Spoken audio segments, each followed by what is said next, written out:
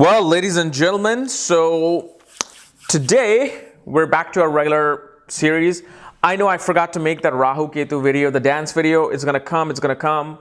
I might actually dance in snow for you because this week, literally tomorrow, we're gonna get 12 to 18 inches of snow here in DC. So I can't wait. But it's gonna come, and the reason why I didn't make it this weekend, I made too many videos. I was like so exhausted. I just wanted to take a weekend off and just relax.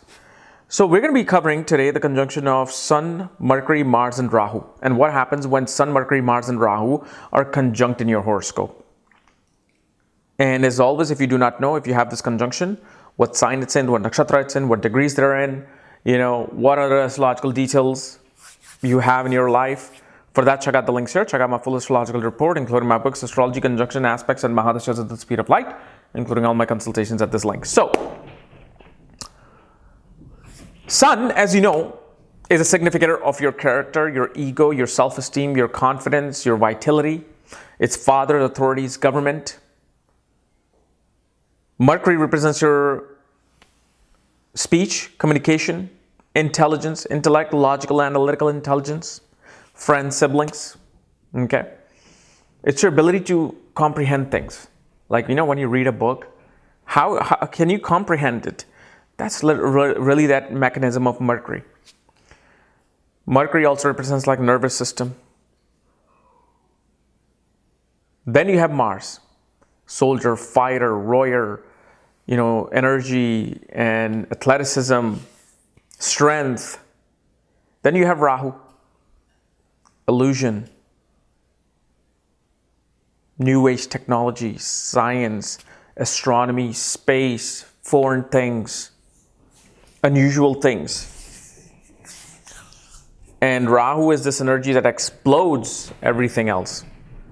So when you have this conjunction, first of all, this person will come out in the front as a very, very brave person. Somebody who's ready to take on and will fight anybody, will take on any challenge. But internally, they have a lot of fear within themselves. Like they get panic attacks. They are always very nervous about things. There's a lot of anxiety. To cover that, they show this very tough face. Like, look at me. Don't mess with me. Like some big guy in a bar setting, you don't want to mess with him and he intimidates you. But if something push comes to shove and you have to fight him, with first punch, that person might get fearful. This actually happened to me. I remember in high school, he's actually became a really good friend. His name was Carl, and I remember in high school, it was a big thing after school that, oh my God, you're going to fight him. And I'm like, oh, shit, no way. I'm going to get my ass whooped today. But we were walking, the whole crowd is walking away from school. And then there's a crowd gathered. And that was my second fight. Okay. And then within one punch, somehow I just closed my hand, just started punching. One punch, he went down and was knocked out. Oh my God, it was like the most amazing feeling. Like everybody was like, oh my God, Kapiel did this. I was like a skinny little kid. This guy was skinny, but he was 6'2", 6'1". And I took him on. But then after that, he came up to me, shook my hand, and said, man, you were good. But with one punch. And this person who was talking all the smack on me and all that, with one punch went down. But that's just something besides the story. I'm just trying to tell you that these people may come out, but they have this fear that, oh my God, what if I get hit? Oh my God, what if this person really comes after me? And you got to understand, because Mercury represents the nervous system, and now you have like 3 malefic planets surrounding Mercury, and Rahu is kind of like the shadow of Saturn. It brings in fear. Okay, it brings in restriction of its own. But it's unnecessary restriction and fear. Like you feel restricted, but you're not really restricted. You're like, oh my God, I can't do this, or I can't do this, I can't achieve that. You just have this fear inside you. And at the same time, Technically, these people are very gifted. Like I said, they can make very good technical fighters. They make great engineers. They make great athletes. And especially, like the confidence level that I'm talking about, the nervousness, you have to specifically see which sign this is sitting in. Okay? Like if in Aries, if this is occurring in Aries, the fire sign, where Sun is exalted, Mars is Multrikon, this person is really going to be very, very confident in fighting. If this occurs in Scorpio, there's going to be a lot of fear with this person. Yet they will attack. They will attack just to hide their fear. That I'm fearful of you, they will come after you even more. So you got to understand these dynamics of signs, and nakshatra will give its own taste. That's when you're going to another deep layer.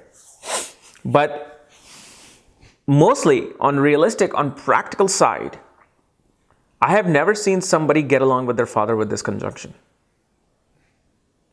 Like anytime I've come across this conjunction and I've asked this person, how's your relationship with the father? It's never been that great. Whether father is right or wrong, that's besides the point.